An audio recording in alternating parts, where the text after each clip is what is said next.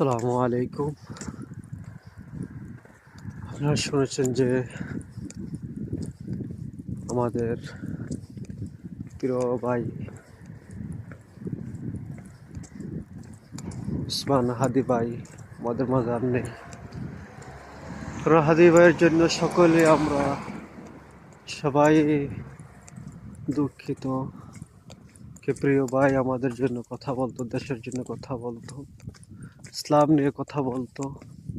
ভাইকে আমি কোনোদিন দেখিও নাই, ভাইয়ের সাথে আমার পরিচয় হয় নাই, তারপরও ভাইয়ের জন্য কেন যেন এত মায়া হয় এই জন্য যে ভাই আমাকে আমাদের ইসলামের কথা বলতো, ভাই আমাদের আলেমুল আমাদের কথা বলতো, ভাই আমাদের গরিব দুঃখী বাংলাদেশ নিয়ে চিন্তা করতো। তাই প্রতিটা মানুষ হাদি ভাইয়ের জন্য প্রাণ দিতে রাজি আছে।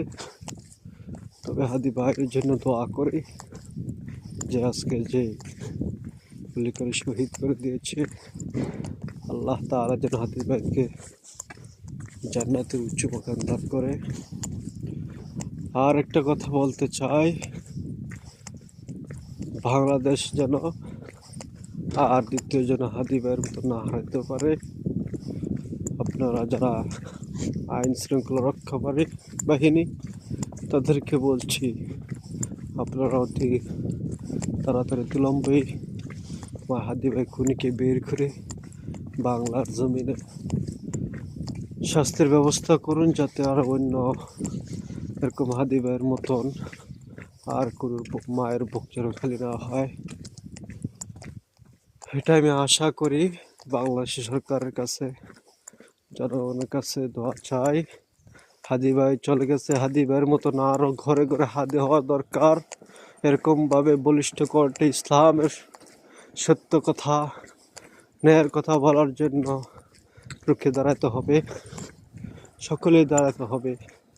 কারণ আছে না, এমন জীবন করিও গঠন, মরিলে কাঁদিবে তুমি হাসিবে ভুবন। এমন জীবন করিও গঠন, মরিলে কাঁদিবে ভুবন, হাসিবে তুমি।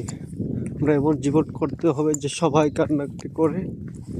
দেখেন আজকে আমরা হাদি ভাইয়ের জন্য কেউ চিনে না দেখে কান্নাকাটি করতেছে। এরকম জীবন আমাদেরকে গঠন করতে হবে, যাতে আল্লাহ তাআলা আমাদের বাংলাদেশ যেন ইসলামিক রাষ্ট্র হিসেবে কায়েম করে। সামনে ভোট আসতেছে, আমরা সকলেই একটা